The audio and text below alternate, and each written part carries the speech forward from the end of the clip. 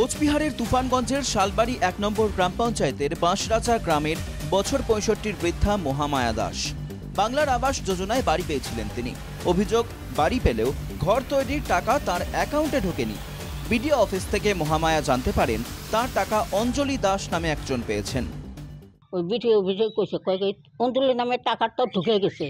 আমি কই অঞ্জলি তার আমার নাম না, আমার নাম হচ্ছে মহামায়া দাস। অঞ্জলির নামে টাকা কে ঢুকবো? কই আপনার নাম কয়টা? আমি কই আমার নাম একটাই। মহামায়ার ছেলের অভিযোগ, প্রশাসনের সর্বস্তরে গিয়েও কোনো সুরাহা হয়নি। সম্প্রতি বিডিও জানিয়েছেন যার অ্যাকাউন্টে ঢুকেছে সেই অঞ্জলি টাকা ফেরত দিলে তবেই মহামায়া টাকা পাবেন। বিডিও থেকে আমরা এসডিও যাই, এসডিও থেকে জেলা পরিষদে যাই, ডিএম এর কাছেও যাই। বিভিন্নভাবে ঘোরাঘুরি করার জন্য, যেমন আমাদের সবাই বলে, জেলা পরিষদ থেকে বলে পাবেন করে দেব, এই করে ৩ মাস হয়ে গেল। মহামায়ার টাকা ঢুকেছে অঞ্জলি দাসের অ্যাকাউন্টে। অঞ্জলির দাবি, তারা নিতান্তই গরিব মানুষ, তাদের পক্ষে এই টাকা ফেরানো সম্ভব নয়।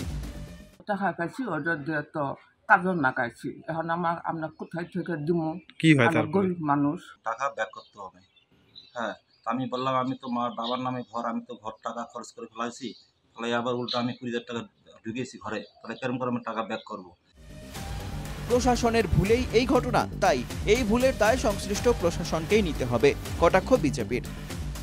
এরকম আসলে চিটিংবাজি, সরকারের আমলে এত চিটিংবাজি হয়, চিটিংবাজিটা চরম লেভেলে পৌঁছে গেছে, যার কারণে কাজে ভুল হচ্ছে। সুতরাং ভুলের দায় প্রশাসনকে এর দায় নিবে। এই ডিম আছে আমাদের উল্টাকে, আমি নিশ্চয়ই এই ডিমকে বলবো যাতে এটা নিশ্চয়ই অঞ্চলে হয়েছে, তো তারা কি করছে আমরা নিশ্চয়ই আমরা খতিয়ে দেখবো, যাতে ওই লোকের টাকা পায় বা ঘর পায়, সেটা আমরা খতিয়ে দেখি বলবো। প্রশাসনের টাকা ফেরানোর কথায় চরম সমস্যায় পড়েছেন অঞ্জলি দাস। বিধবা বৃদ্ধার দাবি, তিনি মাসে ১,০০০ টাকা সরকারি ভাতা পান, সেই টাকাতেই তার দিন গুজরান। তিনি কিভাবে টাকা ফেরত পাবেন? এখন প্রশাসনিক ভুলের খেসারত দিতে হচ্ছে মহামায়াকে। কোচবিহার থেকে অমিত সরকারের রিপোর্ট, NKTV বাংলা।